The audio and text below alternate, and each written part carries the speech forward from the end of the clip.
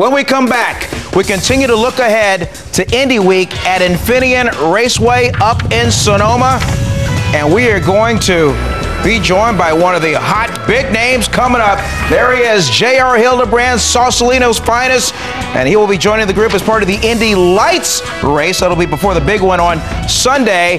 And JR has heavy credentials on and off the track. JR, just look at the camera, tell the folks which prominent Massachusetts institution has a spot for you when you're ready. Well, you got the first couple going for me there, but got into MIT, so you know, we got a good backup plan if the whole racing gig doesn't quite work out. Ivy League credentials for JR Hildebrand. We're going to get on the track with him in a matter of moments.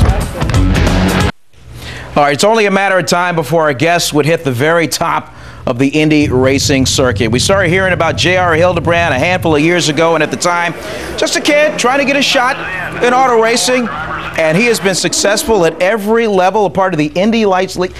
3 wins, 8 top 5 finishes, and let's just put it in relative terms because I know you're a Giants fan. You're kind of like the Buster Posey of it all, huh? Because you're right there. Yeah, no, it's you know, it's been an awesome season. I mean, you work so hard for so long just to get where you're at right now, and so it's the hardest step to making that last jump. It's like sitting there in AAA, and you know, you got the batting title getting going, and you know, you're playing well in the field, but you still got to make that last step. So you know, we'll see what we got at the end of the year, but things have been going really well. Yeah, and you're a Marin County boy, Redwood High School, in the long line of you know, Robin Williams and Pete Carroll and all those alums out of there. What do the boys say back home when you drop it in? You must be a big shot. It's fun coming back to school, hanging out with my buddies. They're back in college, you know, so we got definitely kind of a different gig going on than the normal 21-year-old kid does. But it's always fun. I had so many friends back at home, and so it's great to come back. And everybody just thinks it's a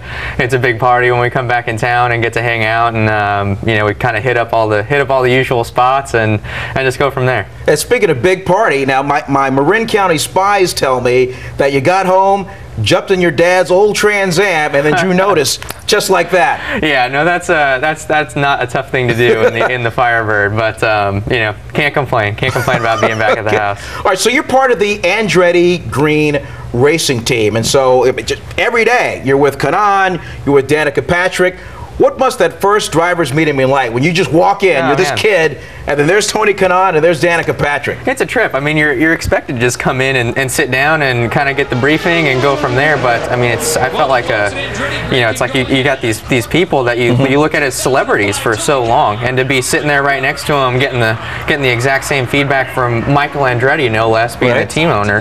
That it takes a little while to get used to that. But now we see each other at the track, and everybody just hangs out in the hospitality. And you kind of sit around and joke about this corner or that corner or something that happened in the race one day or another. So it's a pretty fun gig. Now you can tell me. I mean, do they embrace you or do they big time you a little bit? No, I mean, it's you know, every once in a while, maybe from some of the other guys, in the other teams, they might not want to see you walking around the pits too much with their boys cruising around. But you know, it's really just one big happy family, and everybody's made me feel right at home being at Andretti Green. You know, little known fact: when you were coming out of Redwood High School, you were kind of at a crossroads. I mean, you were a star center fielder. I mean, you were thinking playing professional ball or being a race car driver.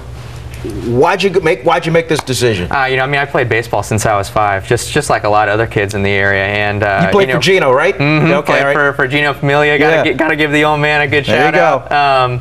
But played up until I was a sophomore. I actually got moved up to varsity at the end of that year, and was looking to start my junior year in center field as a lefty. So had that going for me, and always batted up at the top of the lineup. Right. But, and it was a tough call to make. The racing thing had really been, even though I had played baseball for so long, racing had really been my passion. And my dad did it just as a hobby for a long time. So I was always at the racetrack. I had hundreds of Hot Wheels cars back at the house. You know, it really was what I was into. And I got the chance to kind of start developing it into a career at that point. I just thought, you know what, this is going to be a once in a lifetime situation. And so I gave it a shot. I quit baseball that year, and I always look back at that and think maybe I could have stuck with it and played for that one more year. You know, had my year on varsity in high school, but you know, no regrets, and everything's worked out just great from there. Well, I know when you can, someday you'll probably get to grab a glove and play catch. Oh yeah, I carry it with me on the road. And I know we got about 10 seconds left. You keep an eye on what the Giants are doing too, huh? Oh yeah, my boy T. Lincecum. He's had a couple of no decisions here lately, but I'm sure those guys will turn it around. All right. Hey, JR, hey, continued success for you, huh? Thanks and we'll very be much. watching this weekend. Appreciate it. Looking forward to it. JR Hildebrand.